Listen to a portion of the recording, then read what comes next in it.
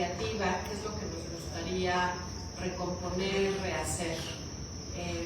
Desde 2018 venimos entonces haciendo estos ejercicios de lo que la ciudad pudiera ser desde la visión ciudadana, y que incluso por eso usamos esto que le llamamos ciudadanía. Con ciudad lo escribimos con mayúscula, la ciudadanía pensando la ciudad. Entonces, pues bienvenidos. Estuvimos en una versión virtual en 2020 del festival, y pues nos tocó hasta ahorita, hasta 2023, echar a andar este festival. No sé si algunos de ustedes supieron, pero tuvimos que cancelarlo. Iba a ser hace un par de sábados, dejamos la caminata y tuvimos que reprogramar por causas de fuerza mayor de la sede, que nos habíamos hecho una alianza y que acabamos con problemas en esa sede, digo, de fuerza mayor, que ni nosotros ni ellos tenían control, pero pues estamos muy contentas también de que la Comisión de Derechos Humanos de esta ciudad nos dio la bienvenida y que estamos aquí como sede. Pues agradecerle a Nayeli Ramírez, a Cecilia Santiago, que pues han sido aliadas y aliadas también de un diálogo permanente de lo que la ciudadanía, los grupos de sociedad civil, los movimientos sociales quieren para esta ciudad. Entonces, pues esa es un poquito la bienvenida del festival. Se divide hoy en 2 mesas, además de que tuvimos ya una caminata, que tenemos ahí muchos videos y una reseña, y que algunos de ustedes estuvieron, y que ese es el tipo de ejercicios que también queremos hacer: cómo se vive la ciudad, cómo se ve la ciudad desde una perspectiva humana, de usuarios, de peatones, desde el transporte público, desde las viviendas, desde una inclusión también, desde el espacio público, y cómo pensamos incluso también en cómo mitigar el riesgo desde esa perspectiva. Ya hablaremos hoy un poquito más de eso.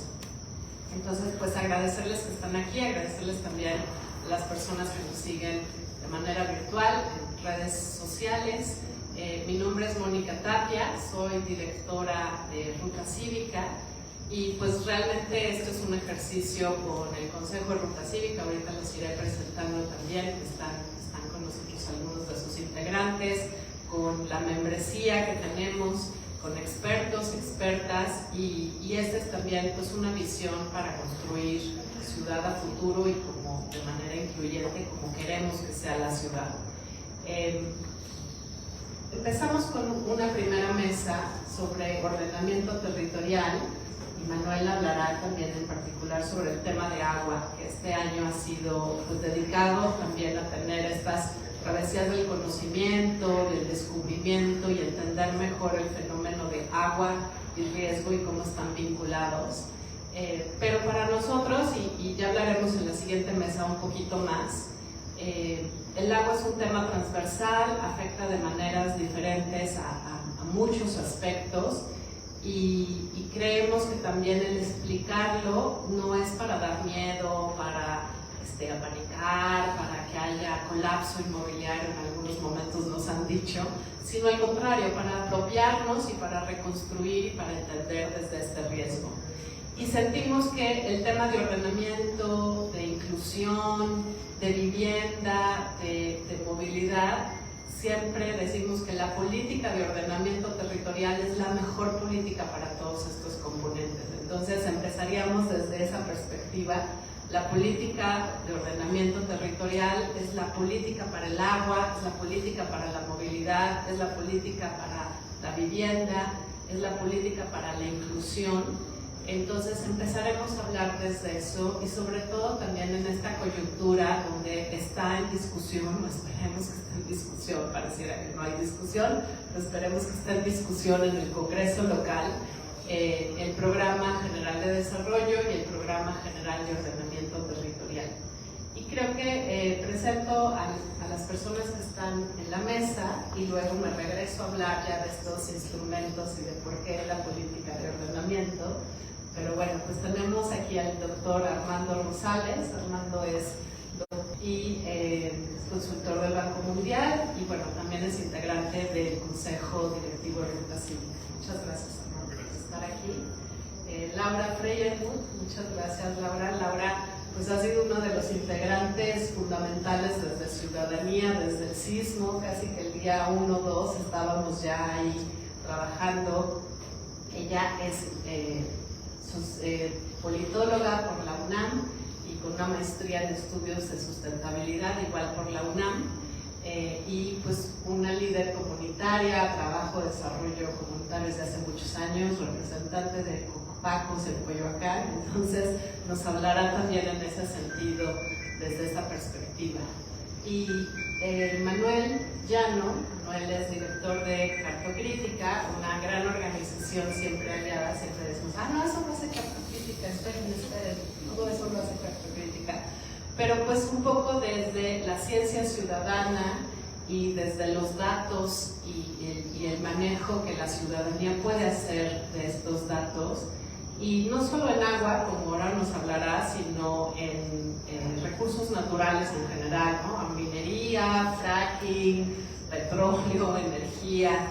Entonces Manuel es un gran conocedor tanto de los temas de tecnología, los temas de datos abiertos y también obviamente estos temas conceptuales de cómo queremos que se maneje el país territorialmente, sus recursos naturales. Nos agradecemos muchísimo que estés aquí. Muchas gracias. Me gusta mucho contar de Cartocrítica en ese sentido. Yo quiero un poco entonces ya introducir la mesa y les pido que después vamos a abrir la discusión con ustedes, entonces que vayan pensando también en qué quieren preguntar, intervenir, comentarios, etc. Tenemos tiempo limitado, pero sí queremos su participación, y también desde las redes sociales estaremos tomando preguntas y comentarios, entonces abrirlos en ese sentido, pero contarles un poquito qué quiere decir este tema del ordenamiento territorial.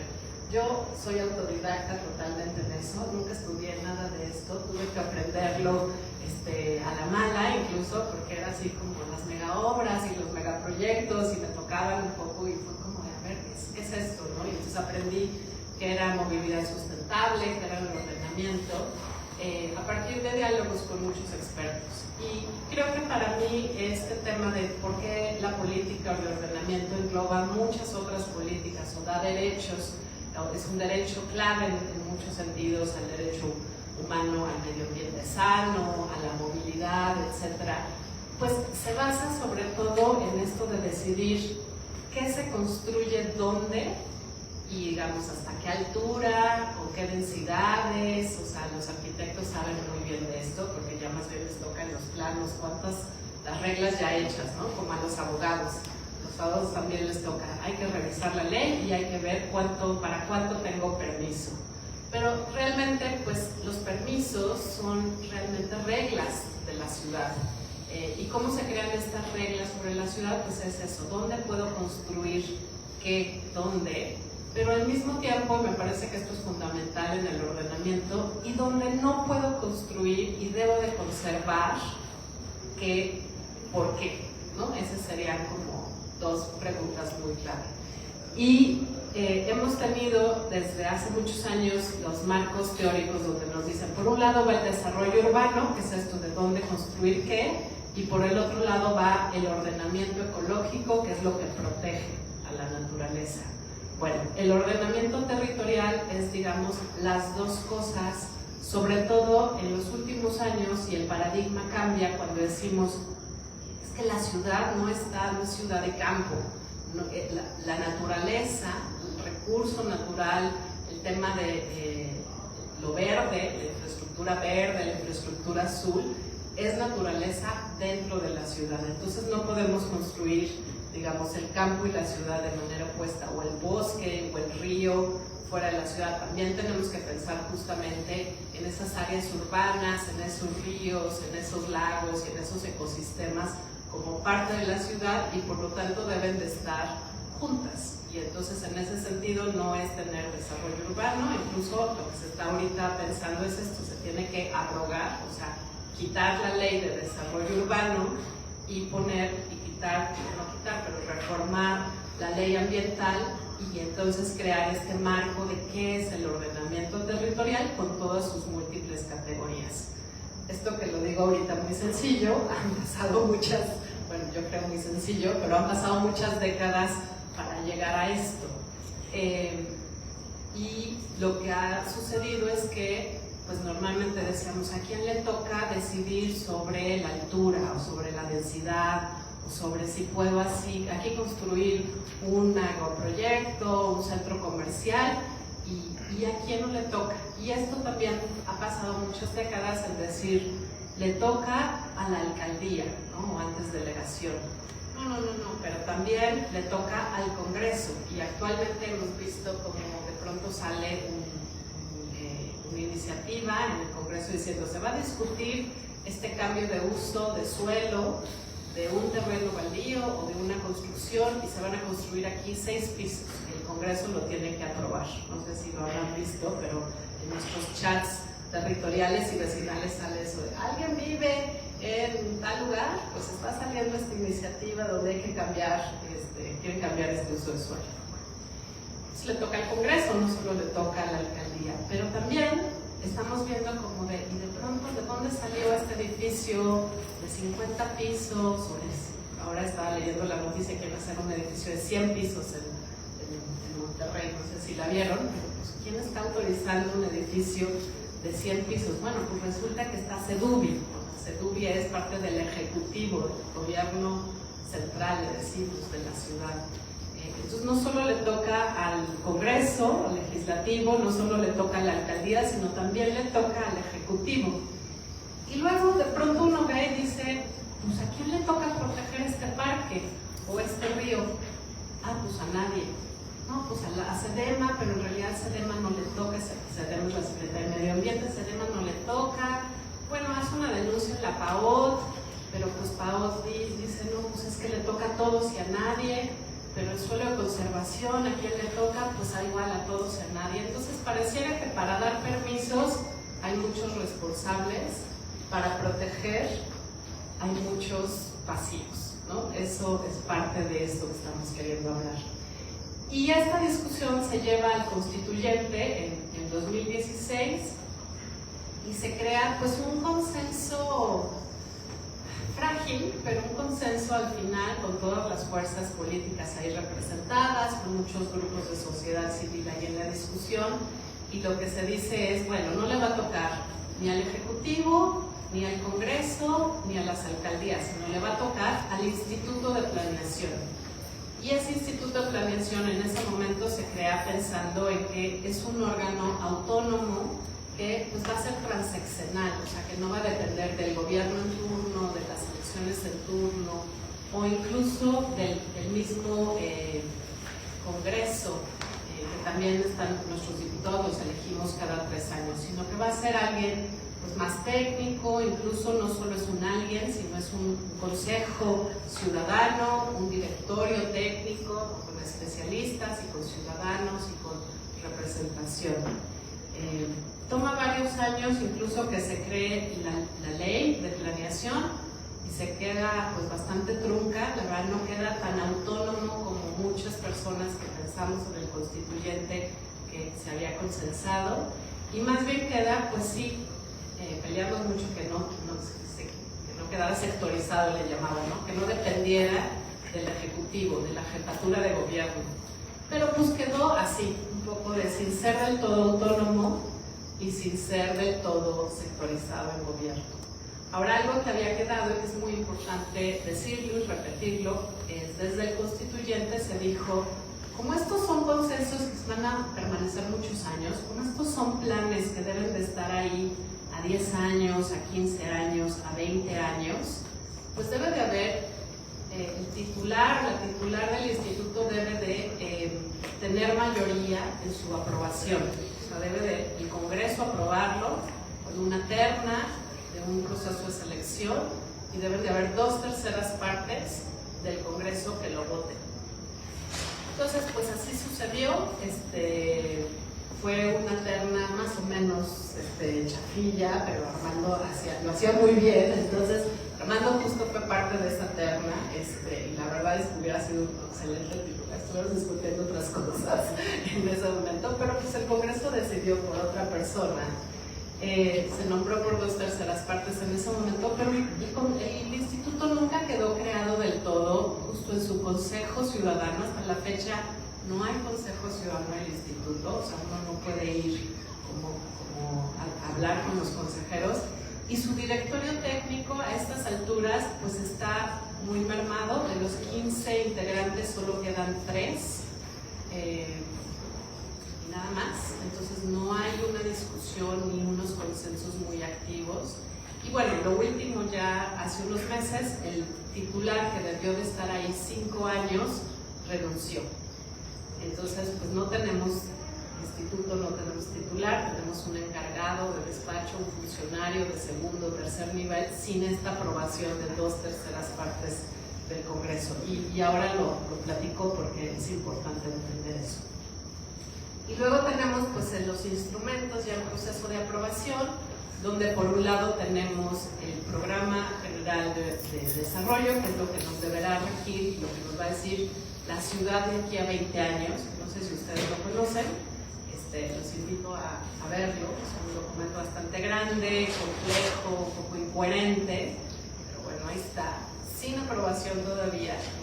Y de pronto, pues ya lo que urge, que es este tema de los usos de suelo y qué se construye dónde y qué se conserva dónde, vamos en una tercera versión de lo que se llama el Programa General de Ordenamiento Territorial, el PGOT o el PGOT, y pues está ahorita ya en el Congreso. La Constitución también estableció que había una especie de afirmativa ficta. ¿Qué quiere decir esto? Que cuando no sucede nada, que se queda ahí esperando el sueño adormecido, guardado en el cajón, a los 6 meses, en automático, se apruebe.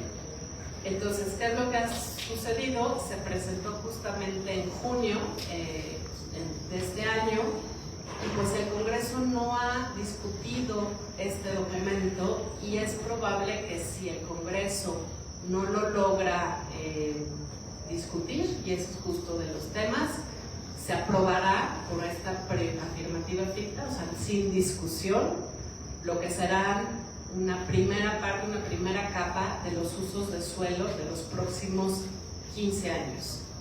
Y creo que eso es parte de lo que nos tiene un poco aquí, ¿no? O sea, ¿cómo vamos a saber qué va a pasar con la ciudad si ni siquiera lo hemos discutido? Si el Congreso no lo ha aprobado, y en la Constitución dice que lo tiene que aprobar por 2/3 partes igual. Entonces los partidos políticos se tienen que poner de acuerdo en ese sentido.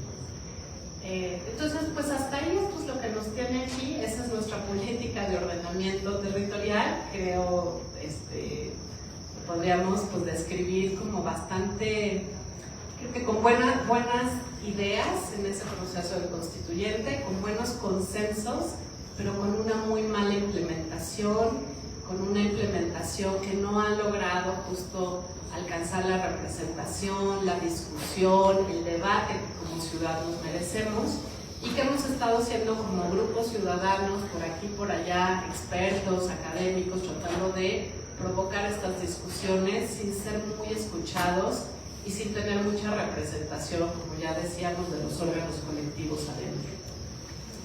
Esperamos, creo que la próxima semana, a ver si hay buenas noticias. Parece ser que el Congreso quiere abrir un parlamento abierto. Estaremos informándoles si esto sucede, y pues por lo menos será un par de semanas antes de que suceda esta aprobación con la afirmativa ficta, que es el 8 de diciembre.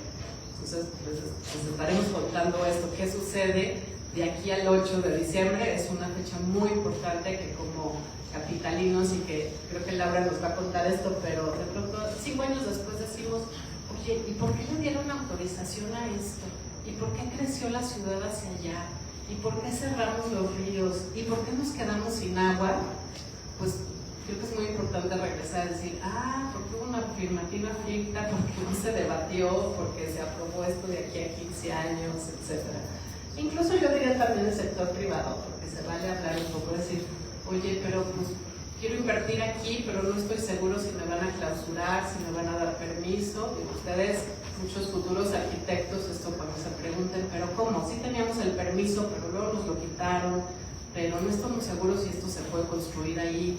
pero si tenemos que ir a pelearnos a Sedubi y resulta que los vecinos ya nos clausuraron, o sea, cuando suceden estas cosas es porque no tenemos reglas claras, ¿no? Entonces de ahí la importancia de que estas reglas sean claras, pero también antes debatidos y analizadas, y después votadas en grandes mayorías, y por eso esto de que enfatizo de las 2/3 partes en el Congreso, ¿no? Por nuestros representantes. Pues hasta aquí lo dejo. No sé, Armando, si tú quieres seguirle contándonos un poco más en sustancia qué quieren decir estos instrumentos y qué es una política de ordenamiento territorial. Bueno, como política de ordenamiento territorial, el problema es que no hay una definición, si se escucha así, o sea, la ley como tal. O sea, no te dice, por ejemplo, la ley de vivienda, sí te dice que la ley de vivienda a nivel nacional, no tenemos una ley federal, sino la ley nacional de vivienda, sí te dice que la política de vivienda la va conformando todos los ordenamientos, decretos, instrumentos de política aprobados, reglas de operación, programas que se aprueban, y que eso prácticamente tiene una visión como algo en movimiento, ¿no? Como algo que se está construyendo, que es la política de vivienda.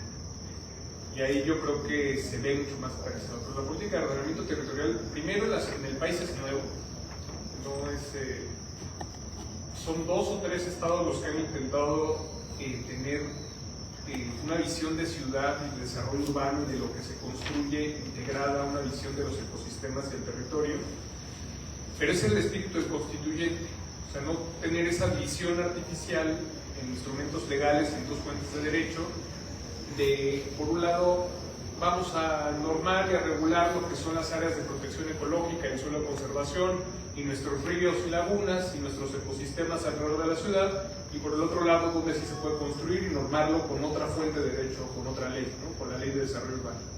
O sea, en el constituyente sí se da en esos espacios de discusión cuando se hace la Constitución de la Ciudad de México, y que se otorgan más derechos en la Ciudad de México, y por eso es importante, aparte de discutirlo aquí en la Comisión de Derechos Humanos, la Constitución local, la Constitución de la Ciudad de México tiene más derechos, nos ofrece más derechos, que ahora hay que exigirlos, que los que tiene la Constitución Federal, la Constitución Política de los Estados Unidos Mexicanos.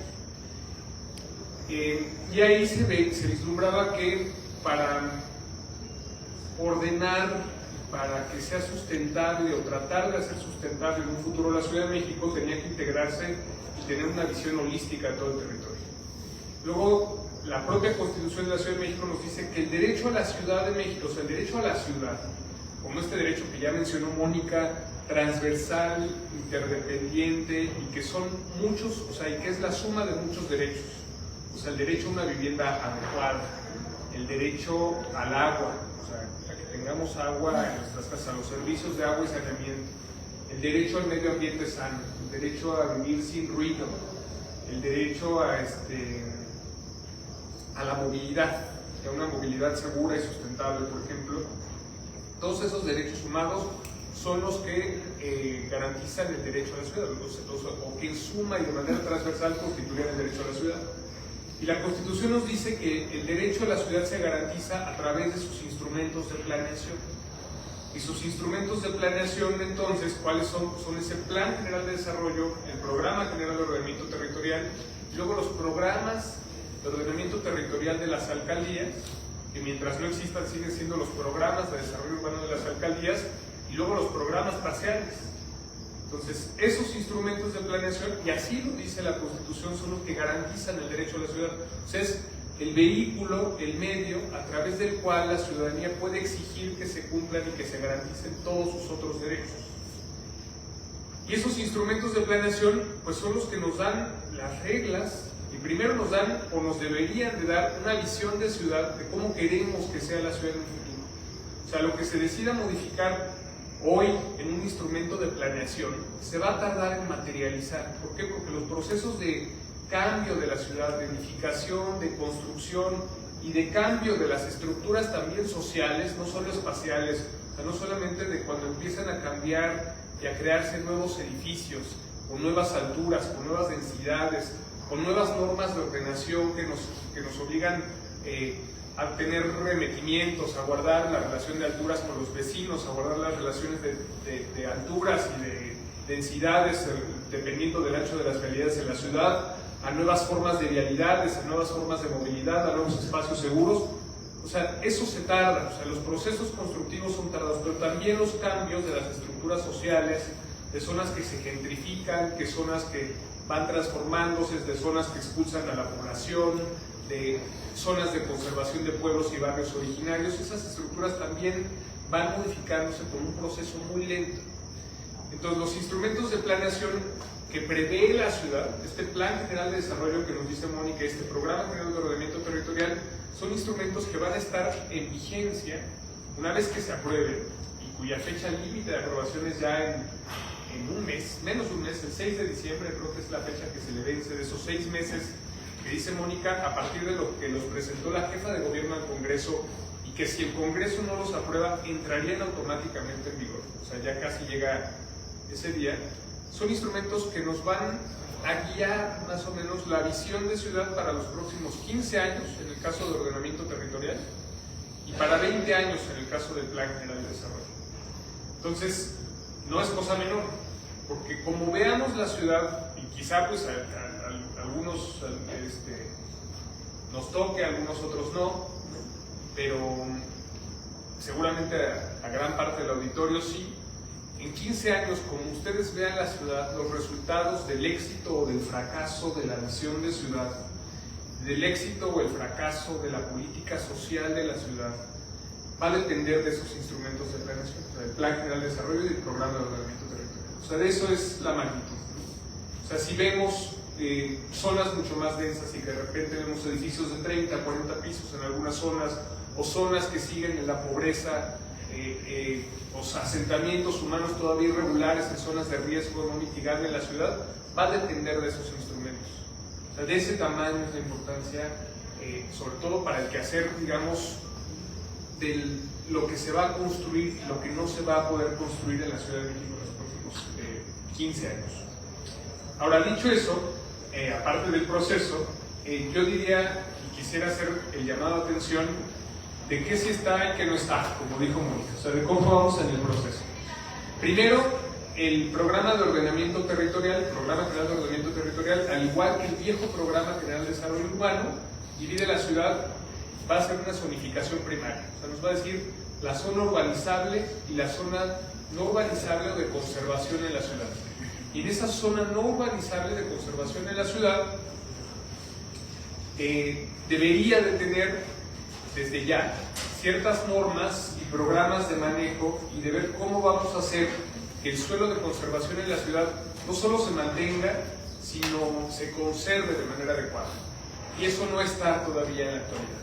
Y en la zona urbanizable, dice la ley del sistema de planeación que el Programa General de Ordenamiento Territorial deberá contener las normas generales de ordenación. Hoy tenemos unas normas generales de ordenación viejas que nos dicen, si yo quiero construir por zonificación 20 pisos, pero no me lo permite los anchos de las vialidades, ¿qué tengo que hacer y cómo me debo remeter para construir los 20 pisos? Me dice que si tengo al lado una casita, pero yo quiero construir 15 pisos, pues si puedo o no puedo y cómo tengo que respetar las alturas o guardar una distancia a mi vecino. Nos dice los coeficientes de ocupación del suelo, los coeficientes de utilización del suelo, o sea, qué tanto puedo construir o no en un terreno. Nos dice normas de ordenación sobre las vialidades, nos dice las alturas de los entrepisos en la Ciudad de México. O sea, esas normas generales de ordenación son muy viejas, tienen casi más de 20 años en la ciudad vigentes, responden al viejo Programa General de Desarrollo Urbano de la ciudad, pero este nuevo Programa General de Ordenamiento Territorial, que debería de tener esa visión hacia el futuro, hacia los próximos 20 años, no las tiene. Y no las tiene porque tenía que haberse hecho una ley de ordenamiento territorial que mezclara eso que dijo Mónica, la parte ambiental, la parte de conservación, la parte de cómo vamos a manejar el suelo de conservación, cómo vamos a garantizar que esa propia ciudad, si queremos seguir construyendo, siga teniendo agua hacia el futuro, que sigamos teniendo zonas de recarga del acuífero, que podamos más o menos hacer sustentable una parte del territorio de la ciudad para tratar de que la parte urbana, que es insustentable desde hace 500 años, de la Ciudad de México, trate de ser un poquito más sustentable hacia el futuro. Esas normas generales de ordenación no las pusieron en el Programa General de Ordenamiento Territorial, aunque dice la Constitución y la Ley del Sistema de Planeación que deben de estar. Entonces, ¿a qué nos enfrentamos? ¿A qué vamos a tener un Programa General de Ordenamiento Territorial sin normas generales de ordenación? Entonces, dirán los arquitectos, los desarrolladores inmobiliarios, bueno, ¿con qué normas generales voy a construir? ¿Con las viejas? Que responde a un programa que ya no existe según la Constitución y que ya no va a existir según la Constitución, porque este programa de ordenamiento territorial abrogaría el viejo Programa General de Desarrollo Urbano. Cuando hagan los programas de las alcaldías en los que ya esté la zonificación secundaria, que nos diga, en este terreno en particular usted puede construir 8 pisos, pero si está sobre el eje vial fulanito puede construir 10. Y le tienen que guardar el 30% de área libre y de ese 20 y tantos % es área permeable. Esos programas de las alcaldías, sin tener una norma, o sea, sin estar normados adecuadamente y respondiendo a un programa de ordenamiento territorial que tiene vacíos legales, pues nos va a enfrentar a un problema de qué va a pasar en el futuro.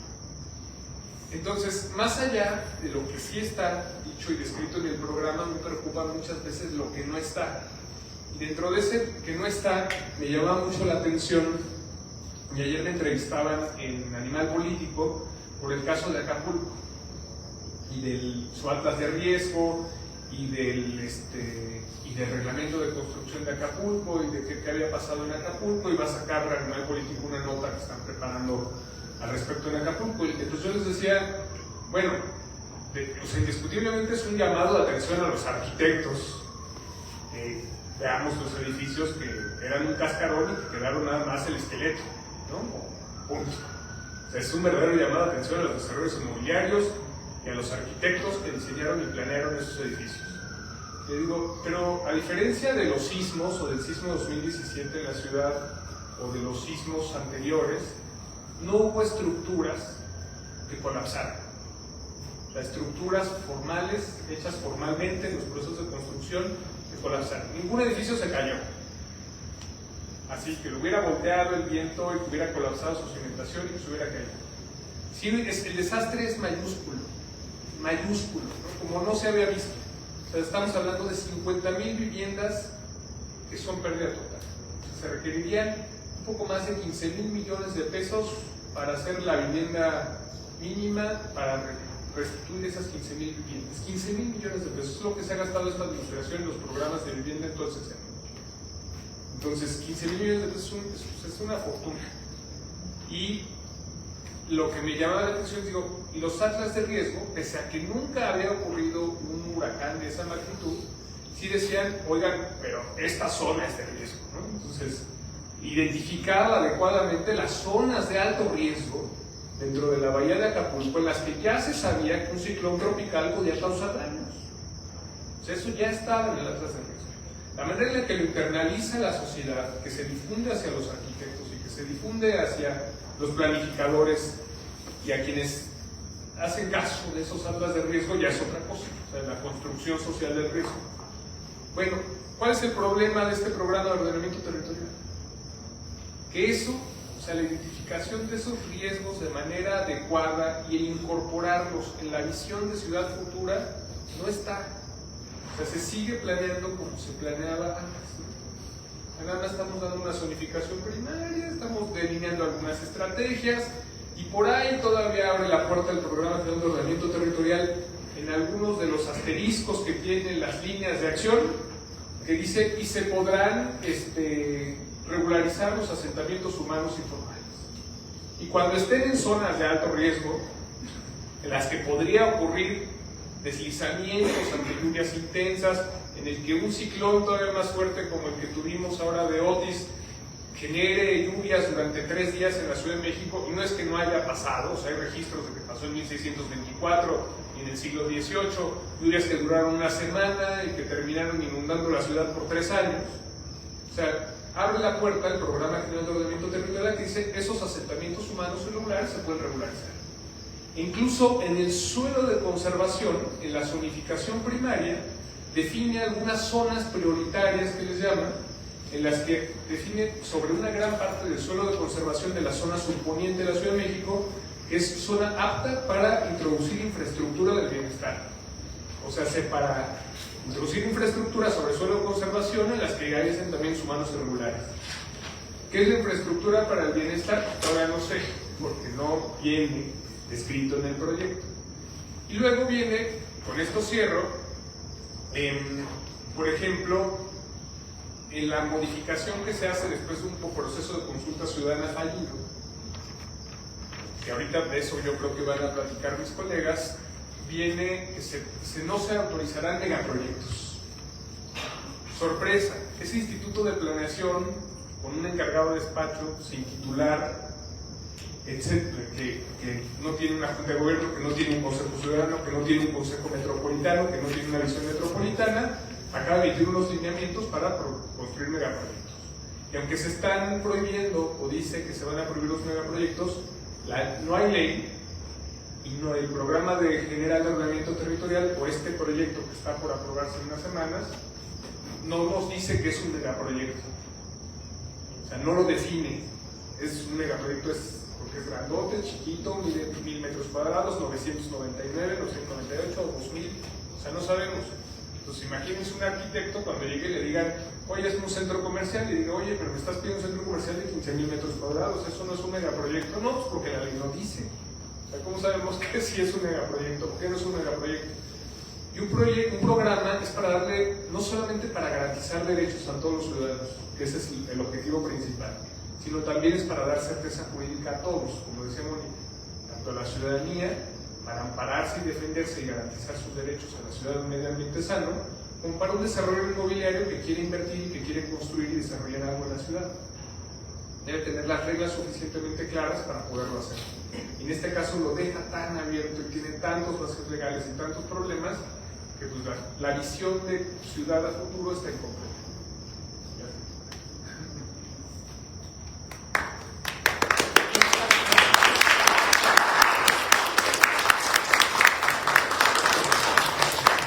Muchas gracias, Armando, súper claro todos los problemas y bueno, espero que este tema de ordenamiento territorial salgamos de aquí todos sabiendo muy bien qué es. Este tema también de zonificación primaria y zonificación secundaria, creo que son conceptos que suenan sofisticados, pero pues no lo son si entendemos esto de una cosa es el territorio a grandes trazadas, a grandes bosquejos, y otra ya es qué regla le toca al terreno tal cual, el uso de suelo, las alturas, las densidades, que es la zonificación secundaria, ¿no?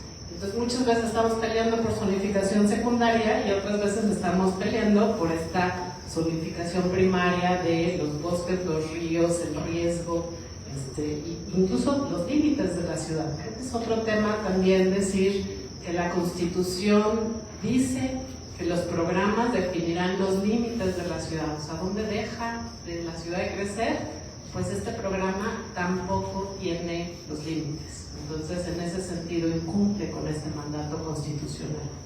Creo que ahora, Laura, regresaremos al tema de ordenamiento y hablaremos desde la perspectiva comunitaria. ¿Cómo se ve el ordenamiento? ¿Con qué se come? ¿Qué se hace con eso desde una comunidad? ¿Puedo guardarme? Como cambiamos el orden, cambiamos un poquito de formato, porque además ya sé que se echaron ya un montón de escuchar, entonces también escucharles a ustedes.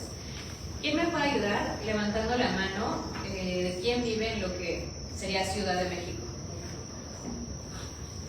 Ok, o sea, casi mitad y mitad andamos, ¿no?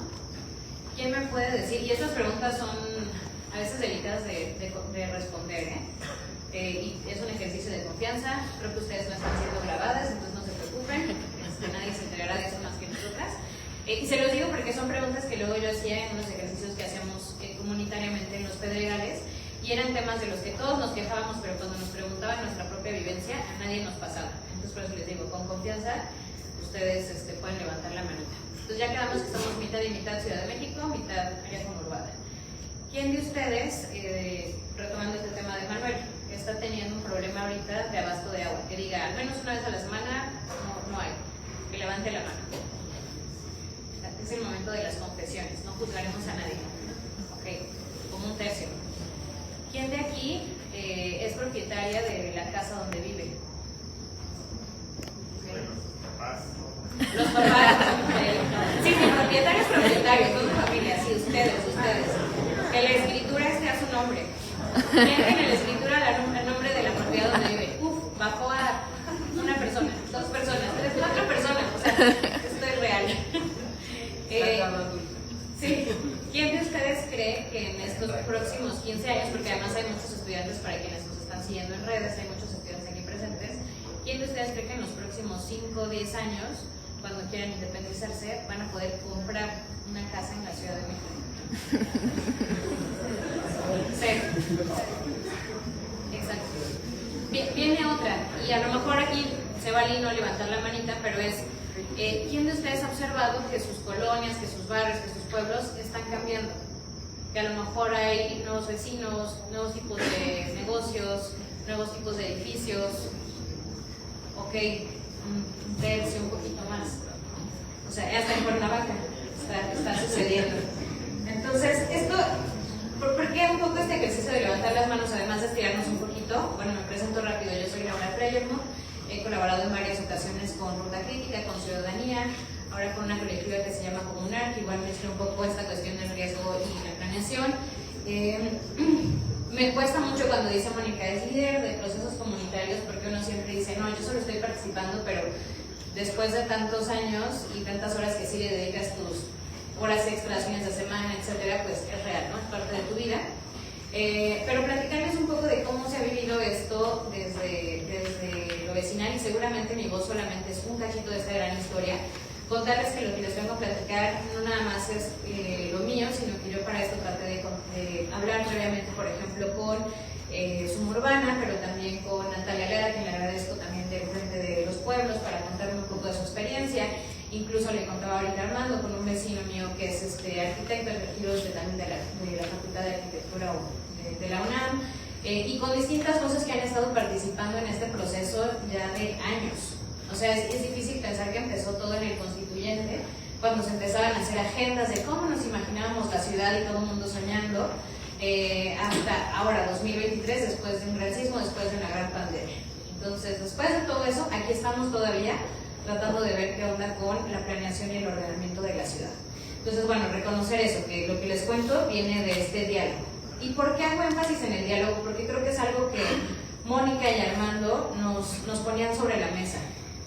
El tema aquí ha sido qué tanto o qué no tanto y cómo podría ser ese diálogo para generar este futuro de 15 años de la ciudad.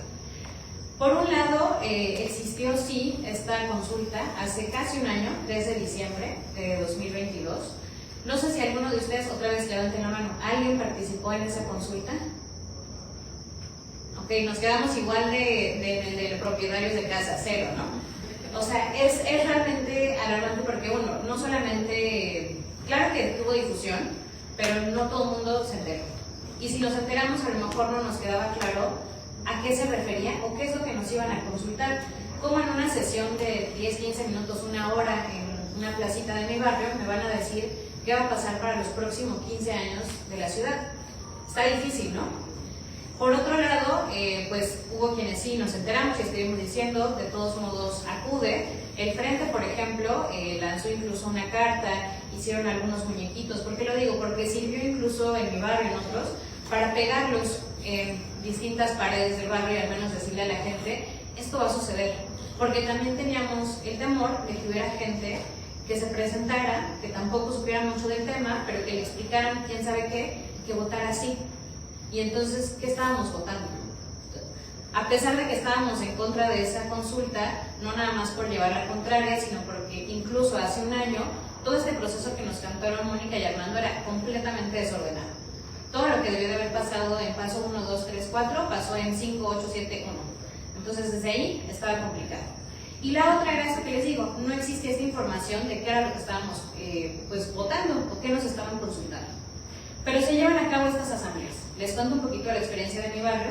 Nosotros llegamos, ya habíamos avisado, se junta un grupo que siempre es interesante esto de la participación. Yo digo, fue un buen quórum, fuimos unas 20 personas, pero de un barrio de 4,000. Entonces, siempre es así, ¿no? Pero llegamos, el caso que no se quedó vacío el asunto. Las funcionarias muy amablemente nos empiezan a explicar, no sé si ustedes las han visto en sus colonias, son estas funcionarias que ahora la Ciudad de México tiene en campo, que tienen un chaleco guinda y que constantemente uno se puede acercar a ellas justamente si tiene una fuga de agua o si tiene algún problema con un bache o cuestiones así. Ayudan a hacer esas gestiones con la Ciudad de México o incluso con la alcaldía. Bueno, ellas estaban acá, entonces son personas que conocemos, las saludamos, todo en orden, y desde el inicio les contamos, bueno, sabemos que viene este ejercicio, pero queremos contarles que no estamos de acuerdo por esto y esto, incluso tenemos un documento y con los vecinos que están acá queremos compartirlo. Cuéntenme ustedes cómo esto que nos acaban de explicar Mónica, Armando, incluso con esto que nos contó Manuel sobre la información para tomar las decisiones, cómo en 5 minutos frente a tu barrio lo platicas. Es un reto, pero hay que hacerlo. Y creo que a veces nos podemos ir por los mensajes más concretos como esto. Tenía que haber un proceso que estaba detallado en la Constitución, no nos lo estamos inventando, y ese proceso simplemente no se cumplió. Ya con eso está la suficiente duda de qué es lo que se va a decidir si no se siguió ese caminito. ¿Para qué no? Si era lo acordado. La otra es esto, ¿quiénes son las personas que están ocupando los cargos de estos documentos que nos proponen? Esa es otra muy clara. La tercera era, ¿alguien conoce los documentos? ¿Alguien siquiera los ha visto? Yo recuerdo que días antes de la consulta el WhatsApp se empezó a inundar de aquí está, y no, esta es la última versión. Y tú lo sabrías si eran, sí, ¿no? O sea, no sabías cuál era la última versión. Y abrías el PDF, no recuerdo ahorita cuántas hojas eran, pero no era un PDF que dijeras 800 páginas. O sea, yo me acuerdo que podías estar scrolleando. Díganme cuántas personas que vivimos en la ciudad o en la área conurbada se puso a leer eso. Y no hubo tampoco como una infografía o algo ahí que nos diera. Sí hubo, y eso hay que reconocerlo, esfuerzos, por ejemplo, del Frente, de Suburbana, de la Cívica, de muchos otros, que estuvieron dando talleres y cursos, tanto en línea como en los barrios, para tratar de explicar. Pero ese es como un tercer argumento fuerte. ¿Cómo nos van a consultar o cómo vamos a participar en algo que no conocemos y de lo cual no se ha construido otras versiones que pudieran hacer más accesible esa información? Y a lo mejor el cuarto que tiene que ver con lo que les quiero platicar es cómo conectamos eso con nuestro día a día. Porque cómo conecto lo que a mí me está pasando hoy, de tener o no tener agua, de ver o no cambios en mi barrio, de poder o no saber si voy a poder vivir aquí los próximos 5 años o voy a tener que irme a la zona conurbada e invertir en los trayectos de 6 horas. ¿Cómo conecto eso con los 15 años que viven? Cuando se los digo parece que uno dice, pues sí, parece que sí hay una conexión, pero ya en los hechos, ¿en qué se traduce? Creo que aquí Armando nos daba algunas pistas de qué sí es lo que ya está definido, pero qué es lo que no está definido, y entonces los que toman las decisiones, cuáles son como las reglas y las fichitas que van a mover.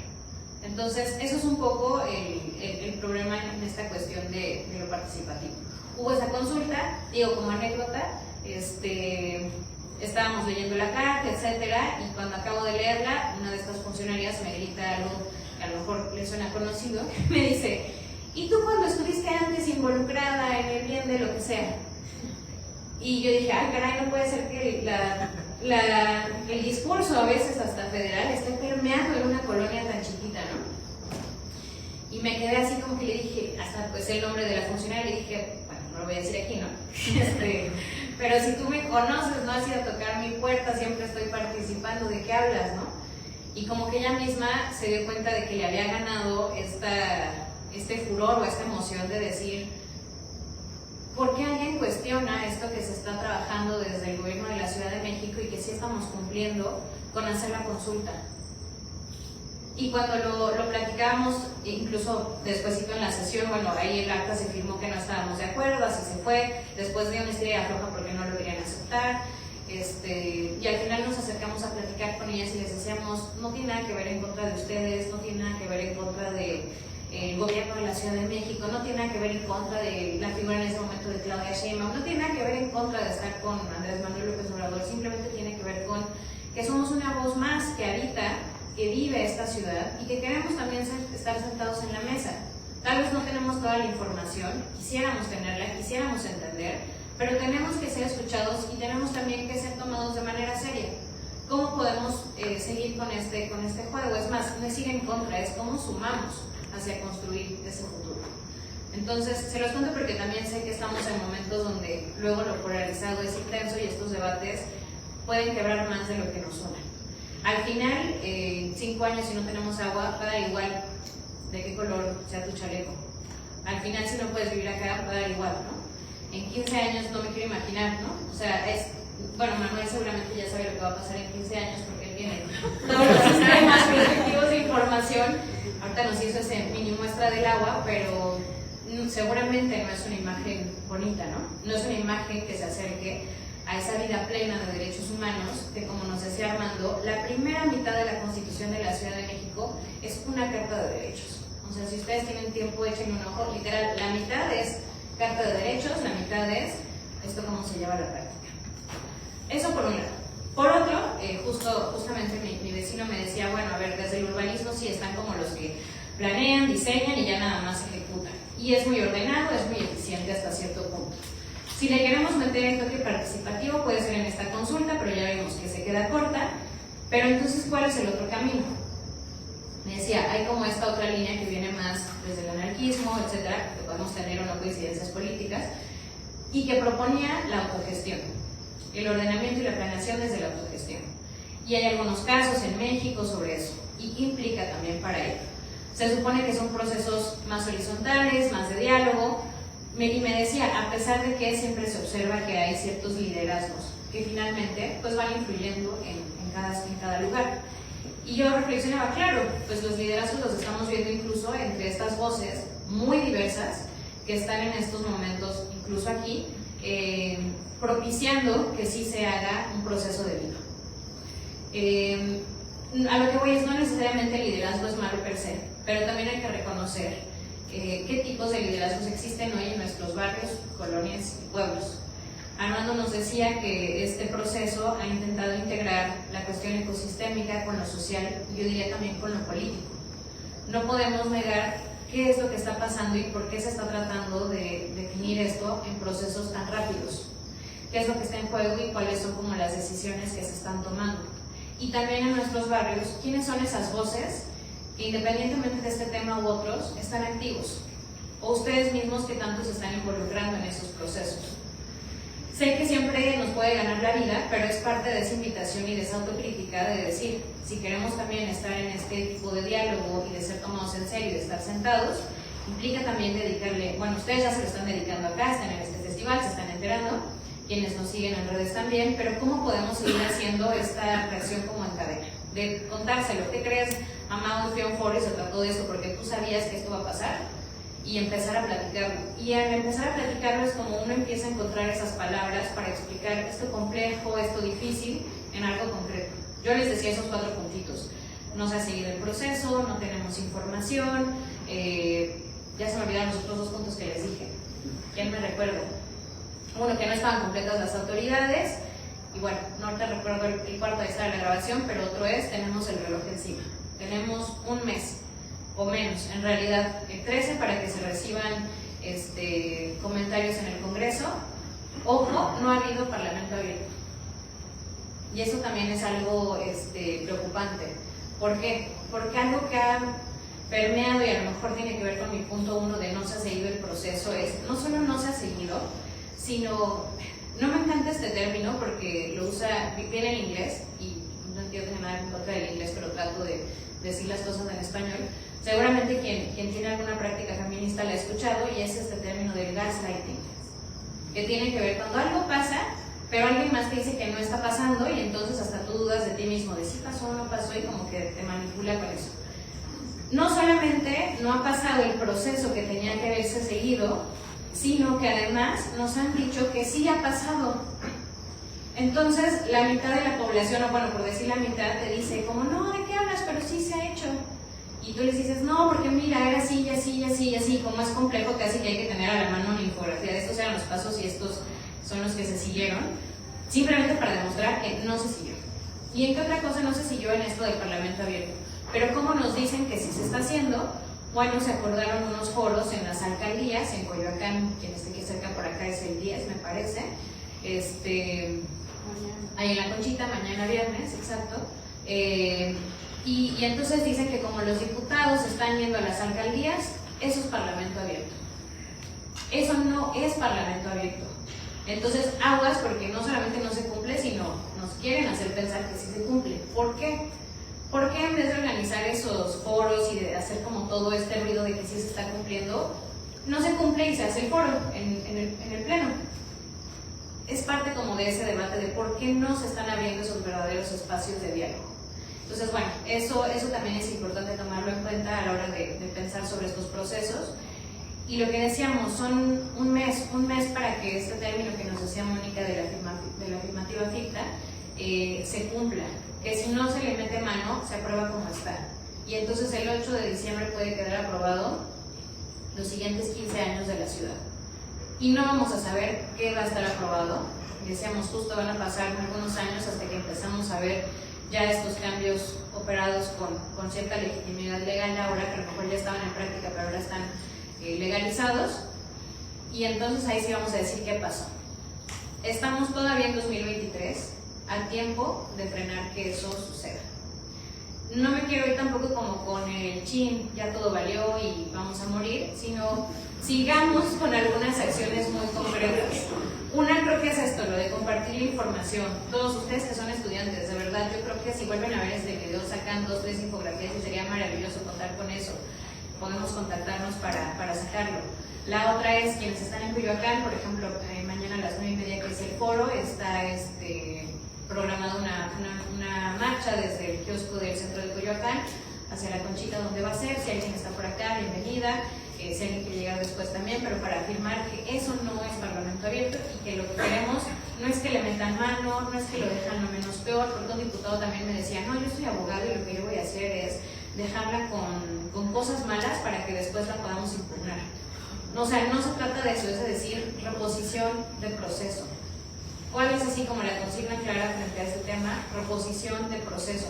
Suena muy radical y me han dicho como, pero es que ya son 4 años que se invirtieron, pero son 4 años que se hubieran podido invertir en un proceso colectivo, complejo, donde nos toca hacer, sí, ejercicios de ciencia ciudadana, donde nos toca, sí, ustedes que son estudiantes, partimos un poco la cabeza de decir cómo el conocimiento experto, el lenguaje experto, esta barrera que se ha abierto para que ahorita nadie entienda de estos temas, los podamos masticar de una manera que todo el mundo lo entienda, porque sí lo podemos entender porque lo vivimos diario, pero sí implica desarrollar esas habilidades ciudadanas de ver lo que pasa afuera de mi casa, en mi calle, mi fuga, pero también lo que pasa en mi cuadra, en mi colonia, en la zona, en la ciudad. O sea, implica esta habilidad de hacer zoom in, zoom out y de estar haciendo esta cuestión de participar. Sé que suena como abstracto, pero es empezar a hacerlo. Entonces, 1, platíquenle a las personas que vean que esto está pasando. 2, ¿cuál es la consigna? Reposición de proceso. 3, incluso si quieren sumarse a algo más concreto, el frente siempre es que tiene un nombre larguísimo y siempre lo digo mal, hasta me lo anoté. Déjenme lo leo porque me da pena decir los nombres mal. Porque yo siempre les digo el frente. El Frente en Defensa de los Derechos de los Pueblos y Barrios Originarios de la Cuenca de Anahuac van a estar juntando firmas 11 y 12, o sea, sábado y domingo. Tienen oportunidad de acudir, es fin de semana, para que puedan estar, yo si quieren lo puedo subir al Twitter y se los puedo pasar también a Ruta Cívica para que lo suban.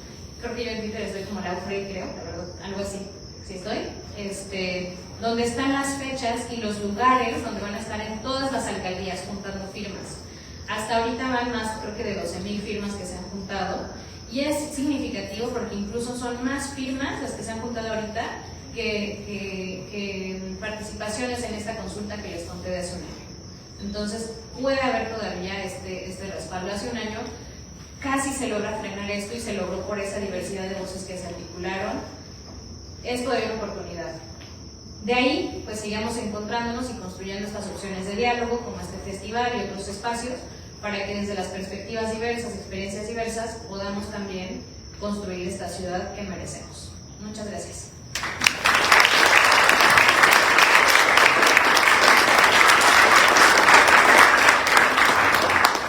Pues muchísimas gracias.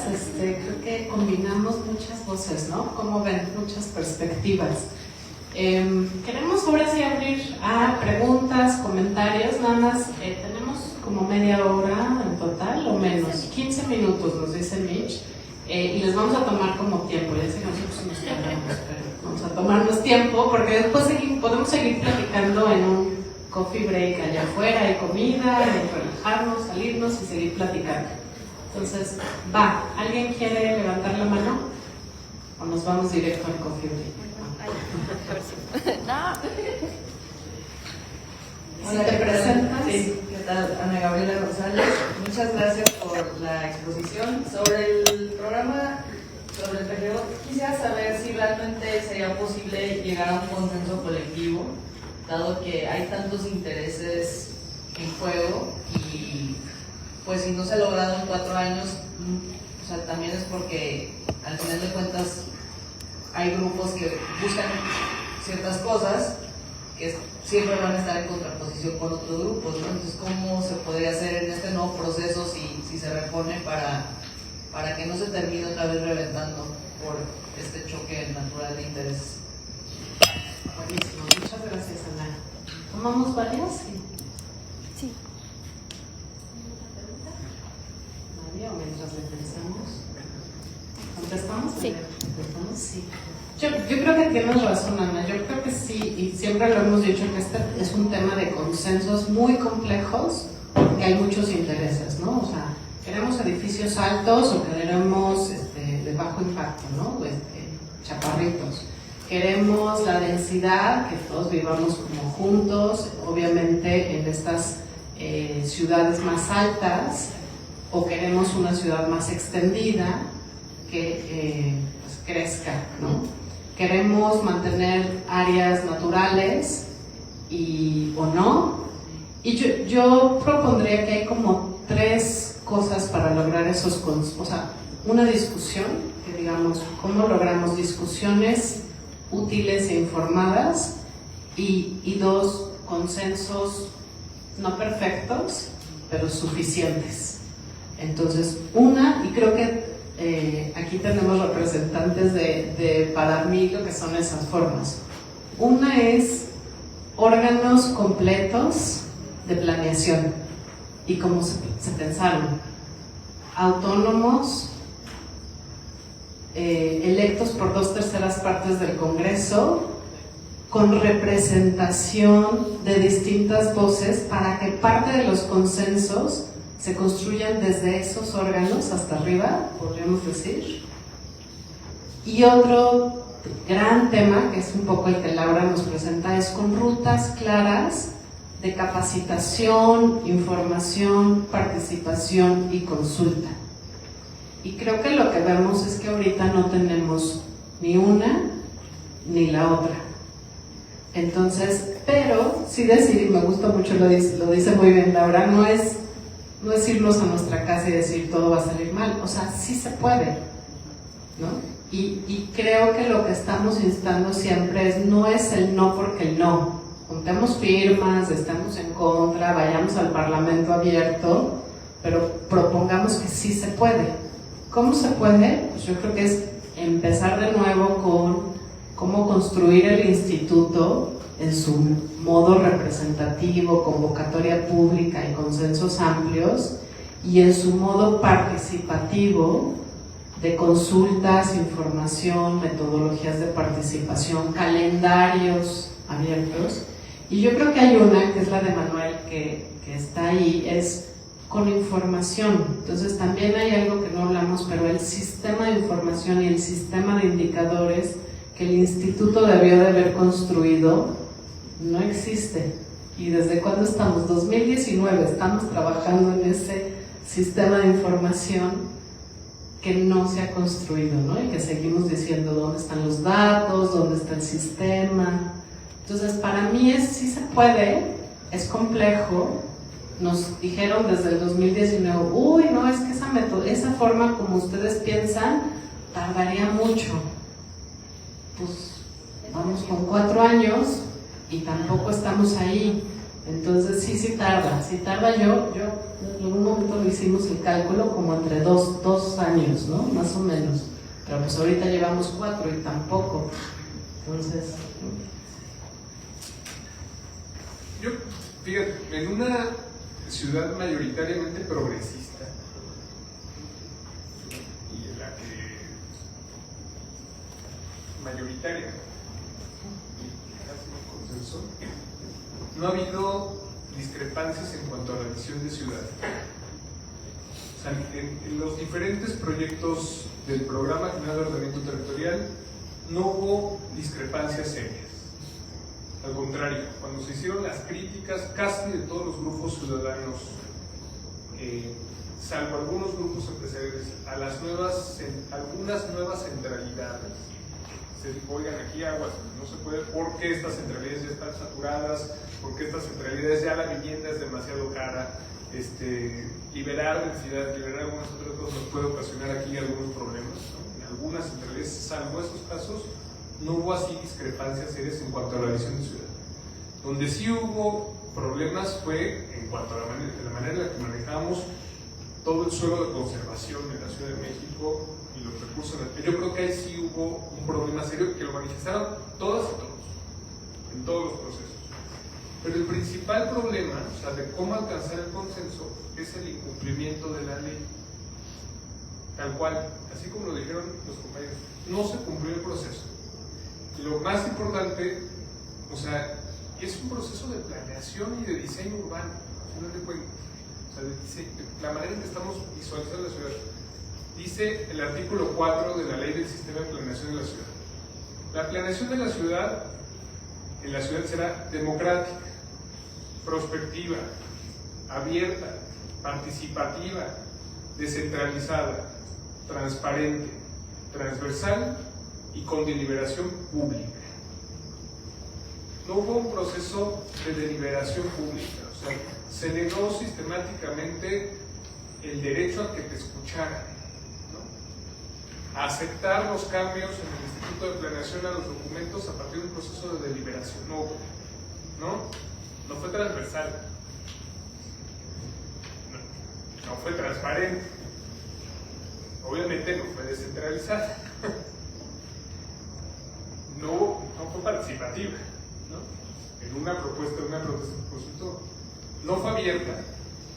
Se envió una carta ya por varios académicos diciendo por qué el instrumento de planeación no tiene una visión prospectiva, o sea, no plantea escenarios futuros hacia el futuro adversos o ante el cambio climático o escenarios catastróficos, escenarios de riesgos futuros, y por lo tanto, o sea, sumando todo eso, pues no fue un proceso democrático. Entonces, si no cumples con los principios que tú pusiste en la ley para el instrumento más importante que va a garantizar el derecho a la ciudad para los próximos 15 años, pues ahí no va a haber consenso. Entonces yo el llamado sería, si queremos consenso hacia la visión de ciudad, bueno, empecemos por respetar el proceso, y si en el proceso sigues todos esos principios que estamos de acuerdo todos que están en la ley, pues seguramente el resultado va a ser positivo. O sea, si lo hubiéramos hecho de manera deliberativa, pública, abierta, y en el debate y en la discusión nos podemos entender todas, todos, todes, así de veras de decir, así la ciudad, bueno, está bien, no, así no tanto, bueno, la densidad un poco más, un poco menos, bueno, en esta parte no, en esta parte sí, los ríos los vamos a manejar así, así queremos que sea en un futuro, vamos a manejar así el agua, las calles abiertas, la peatonalización, el diseño de los espacios públicos, o sea, nos hubiéramos entendido. En el momento en que se niega la participación democrática, deliberativa, en verdad no tienes por encima de todo el respeto a los derechos y el entender a los otros, el entender a las otras, lo que le da a los que piensan diferente, a escuchar a los otros, o sea, lo negamos en ese proceso. Y ese fue el problema. O sea, si lo logramos hacer eso hacia el futuro y si todos tienen la voluntad, el propio gobierno, las personas servidores públicas, decir, vale, te voy a escuchar, entonces ahí podríamos llegar a una visión de futuro de la ciudad. Gracias. Yo pensaría que es complejo, pero no imposible. De lo que yo he escuchado a veces permea mucho esta visión de que como si hubieran dos grandes bloques. quienes tienen una visión de una ciudad como derecho, incluso está en la Constitución, y de quienes ven la ciudad como mercancía. Entonces, siento que si nos quedamos en esa visión, va a ser complejo, pero también hay que reconocerla, porque es real, existe. Creo que justo por eso estos procesos en los que se sienta, se conoce y se reconoce a todos los actores a ser parte del proceso, pues sí, claro que va a haber un choque de intereses, pero al menos hay ese diálogo y reconocimiento para llegar a algo en el que mínimamente se acuerda. Y yo a lo mejor no soy tan fan de los consensos, sino, nos decían hace poco, por lo menos me decía, a veces es más como de concertación.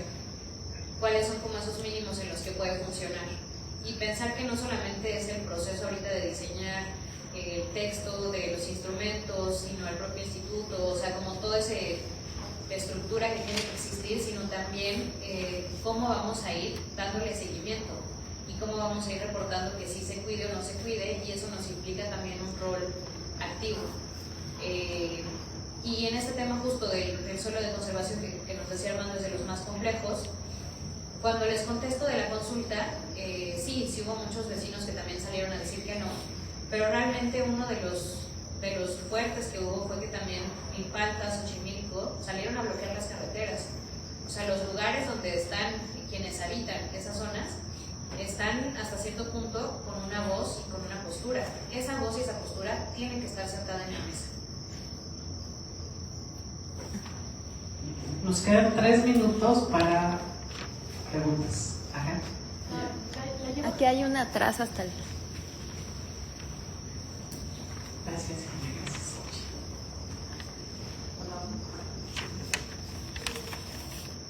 Préndalo, nada más. Hola, buen día. No, Sí.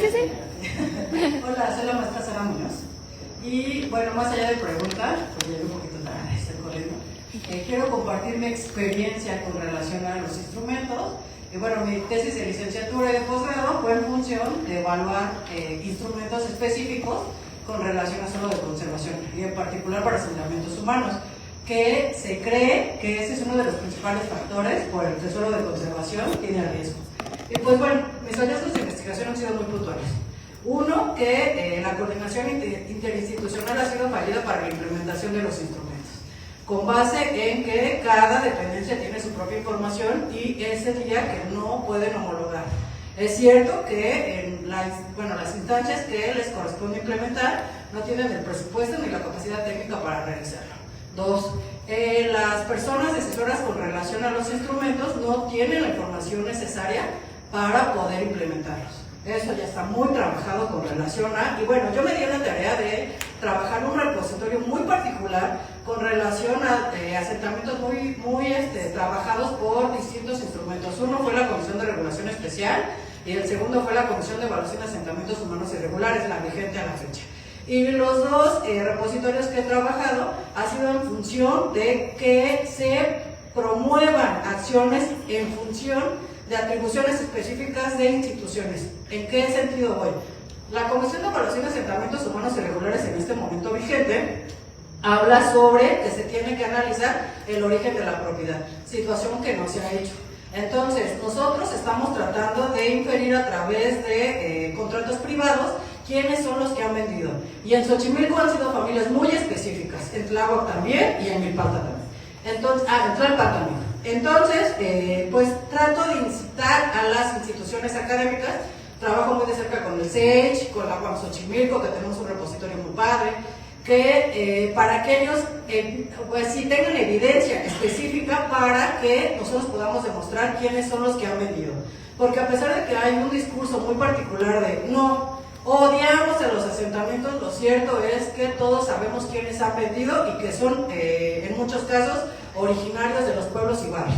Y bueno, también considero que el discurso de que el suelo de conservación tiene muy particular trabajo con relación a toda la ciudad, pues sí, considero que sí, en función de que los servicios ambientales siguen vigentes.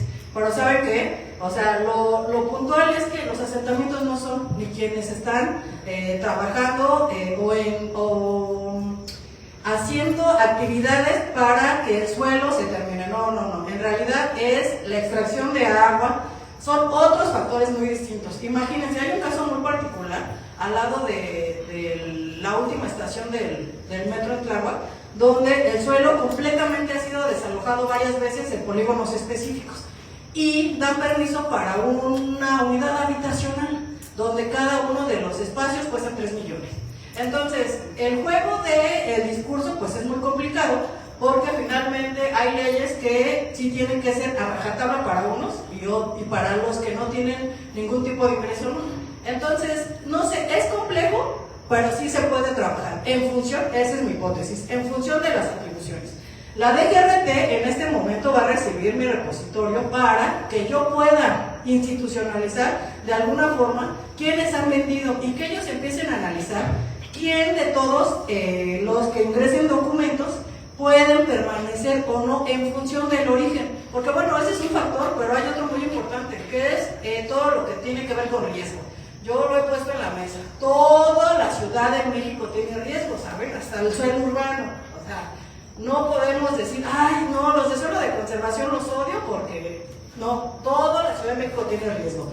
Entonces, los asentamientos están muy conscientes, bueno, por lo menos los que yo he trabajado, de que si ellos tienen un documento donde les digan, ¿a qué le das prioridad? ¿A tu familia o a tu hábitat? O no, a tu vivienda. Pues lógicamente ellos ya van a tomar su propia decisión, pero mientras sigamos tomando en cuenta que no es pues un proceso largo, igual que el programa general. ¿Saben cuántas meses llevamos con el programa general? Yo creo que llevamos 15 años con esto. Entonces, el último conduce que se hizo desde la CEDUBI fue largo, nos tardamos un año, muchas organizaciones participamos y volvió a pasar lo que está pasando en este momento. Entonces yo creo que con pequeñas acciones, de verdad, con gente académica seria que quiera trabajar con relación a atribuciones en instituciones, pues podemos documentar cosas que a la fecha no se han documentado. Ese dato de somos el 60% de suelo de conservación, pues es muy ambiguo, ¿sabes? Porque finalmente hemos perdido muchísimo espacio. Y luego dos, Xochimilco, solo en el programa delegacional de desarrollo urbano tiene el 20% de suelo urbano. ¿Saben qué? No es cierto. O sea, tenemos muchísimo, mucho ya suelo que tiene un montón de colonias ya muy establecidas, que tienen 40 años y que no se han trabajado formalmente. Entonces yo creo que desde mi crítica ciudadana es que trabajemos las personas que tenemos norte con relación a todas las atribuciones que hemos analizado en las instituciones y forcemos, empujemos procesos. Si yo ya pude observar que no tienen ni dinero ni la capacidad técnica, pues yo forzo que se lleven los procesos. Bueno, el hecho es que tampoco en las alcaldías que se han instalado las comisiones para evaluar a los asentamientos, es la hora que no tienen claro cómo está el diagnóstico. Bueno, les recomiendo un documento que salió del Ministerio de Planeación sobre asentamientos humanos que está en su página institucional y que ustedes pueden así observar un polígono específico y realmente visitarlo para saber si tienen datos claros con relación a... de eso se trata la investigación, bueno, para mí pues. Y bueno, es lo que quería compartir. Gracias. Muchas gracias. Pues ya tenemos que ir cerrando este panel, pero antes de eso, un anuncio. Está pasando con ustedes una lista de registro. Ahí está.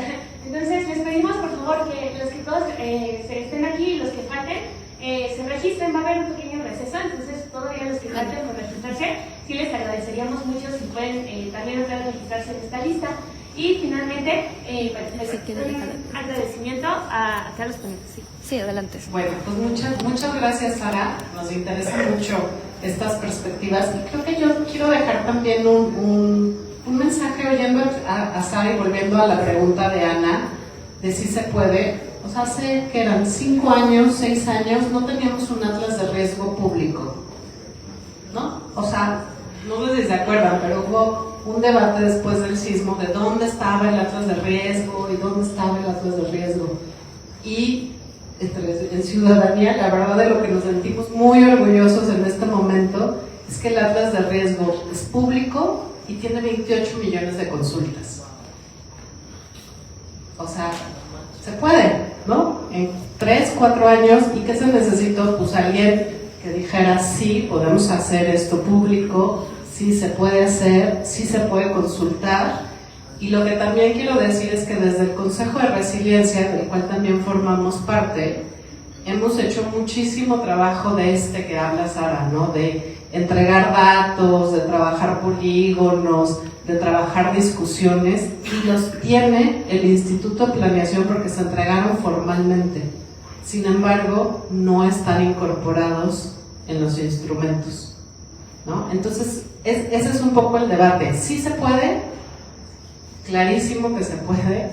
Además, el acto de riesgo habría que ver, pero no tiene mucho presupuesto. O sea, hay 3 personas a cargo, las conocemos muy bien. 3 personas a cargo, pero voluntad para hacerlo público y 28 millones de consulta, ¿no? Entonces, ese es el tema. Muchas gracias. Pero